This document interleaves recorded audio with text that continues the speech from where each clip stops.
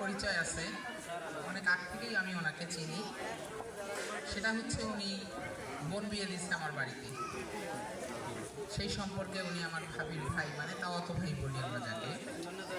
আর second, 2015 সালে উনি 21 দিনের একটা প্রশিক্ষণে, লিডারশিপ প্রশিক্ষণে কুড়িগ্রাম সদর উপজেলার ইউআরসিতে উনি প্রশিক্ষণার্থী এবং আমি প্রশিক্ষক হিসাবে আমরা 14 দিন ফেস টু ফেস এবং 7 দিন উনি বিদ্যালয়ে এসে কাজ করেন। এই প্রশিক্ষণটাতে আমাদের একসঙ্গে থাকার সৌভাগ্য হয়েছিল।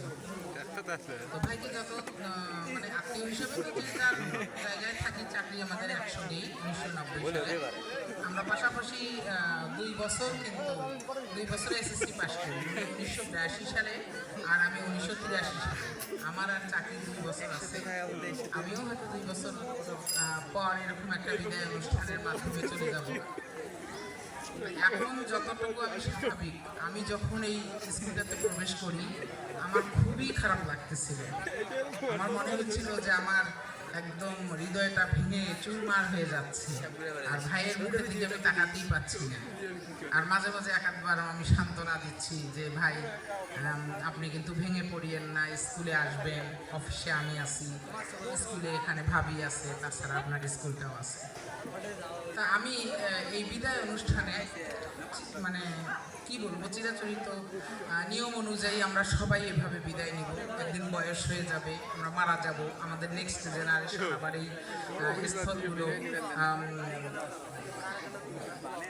স্থলগুলো গ্রহণ করবেন, আমাদের স্থানে মানে স্থলাভিষিক্ত হবেন। আপনারা সবাই জানেন এখানকার এলাকাবাসী যে এখানে একটা ওয়াশ ব্লক হওয়ার কথা ছিল, এবং এই ওয়াশ ব্লকটা ছিল হচ্ছে আমাদের নিয়ম অনুযায়ী এই বিল্ডিং এর পাশে, মানে যে দিক দিয়ে সিঁড়ি তার অপোজিটে ওয়াশ ব্লক হবে, দোতলা ওয়াশ ব্লক। ওয়াশ ব্লকটা হতে কিন্তু খুব বেশি একটা জমি লাগার কথা ছিল না, তার বাহিরে আমি নিজে সশরীরে আসছি। আমার ছোট ভাই জাকির হোসেন, যার অনেক গুণগান শুনলেন, এবং ও নিজেও বললো যে আমি একটু রাগী। ওর রাগের কারণেই আমিও রাগী, কিন্তু তারপরেও আমি মনে করি যে ও গিয়ে যদি কোনো উল্টাপাল্টা করে বা কথা বলে তখন দোষ ধরে, ওকে রেখে আমি আসছি। আমি কিন্তু এখানে অনেক অনুরোধ করছি আপনারা ওয়াশ ব্লকটা হতে দেননি। এটা কিন্তু আমার বা ঝেল্লামের প্রধান শিক্ষক উনি যে চলে যাবেন ওনার কিন্তু কোনো অসুবিধা হয় নাই বা হবেও না, হবে কিন্তু আপনাদের সন্তানদের।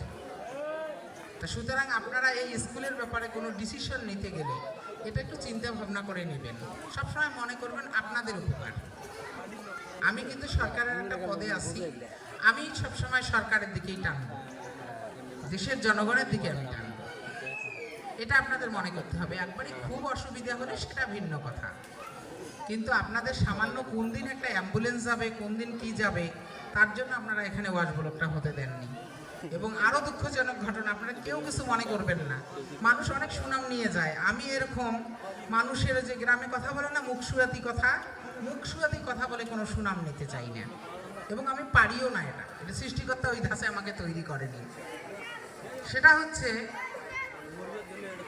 এই ওয়াশ ব্লক নিয়ে পরে দেখা গেছে যে তার ব্যক্তিগত কথা নিয়ে আপনারা কথা বলছেন। তার স্ত্রী এখানে চাকরি করে, সে করে, কেমন করে এমন করে, এই কথাগুলো বলা হয়েছিল। ওয়াশ ব্লক যখনই চলে গেছে আর কথা বন্ধ হয়ে গেছে। এতে কি প্রমাণিত হয় বলেন?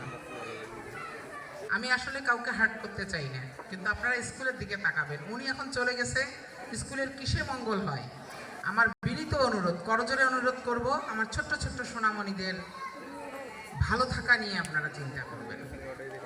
আমি রিসেন্টলি আমার একটা ওয়াশ ব্লকের কাজ খারাপ চলছে, আমি গ্রুপে লিখছি যে জনস্বাস্থ্য ভাই, আমার সন্তানদের স্বাস্থ্য ভালো নাই, প্লিজ আপনি একটু দেখেন। আপনাদের এখানে যে কোনো কাজ আসুক, আপনারা দেখবেন সে বিল্ডিংয়ের কাজ ভালো হয় কিনা, ওয়াশ ব্লকের কাজ ভালো হয় কিনা। এই যে বিল্ডিংয়ের কাজ আমাদের ফ্যাসিলিটি ডিপার্টমেন্ট করতো, তাদের কাছ থেকে নিয়ে কামরুজ্জামান সিদ্দিকী নামে চিফ ইঞ্জিনিয়ার ছিলেন, দক্ষিণবঙ্গের মানুষ, উনি কিন্তু ছোট্ট একটা এলজিডিকে অনেক বড় করছেন। ধন্যবাদ ওনাকে, উনি দুনিয়াতে নাই, আল্লাহ ওনার ভালো কাজের জন্য জান্নাতবাসী করুন, আমিন। সেই দেখেন এলজিইডির কাজ আমাদের কারণে, কন্ট্রাক্টরের কারণে, ইঞ্জিনিয়ারদের কারণে, আমি শিক্ষা ডিপার্টমেন্টে আছি, আমার কারণে ভালো হয় নাই, এখন চলে গেল গণপূর্ত বিভাগে। আমি আবারও অনুরোধ করছি আপনারা স্কুলের দিকে তাকাবেন। এখন তো শামসুল ভাই চলে গেল, আর তো অসুবিধা নেই। তো ধন্যবাদ সবাইকে। আপনারা সবাই দোয়া করবেন যে শামসুল হক ভাই যেন অবসর জীবনটা তার সুন্দরভাবে কাটাতে পারে। এবং ওনাকেও আমি অনুরোধ করব, যেহেতু আপনার এলাকা, আপনি এখানে আসবেন, দেখাশোনা করবেন। যদি এটা অন্য কেউ না চায়, সেটা না আসতে পারে। ধন্যবাদ সবাইকে। আপনাদের জন্য আমার অফিসের দরজা খোলা থাকলো। যে কোনো সময়ে যে কোনো ভালো মন্দ কথা নিয়ে আপনারা আসতে পারেন। আসসালামু আলাইকুম।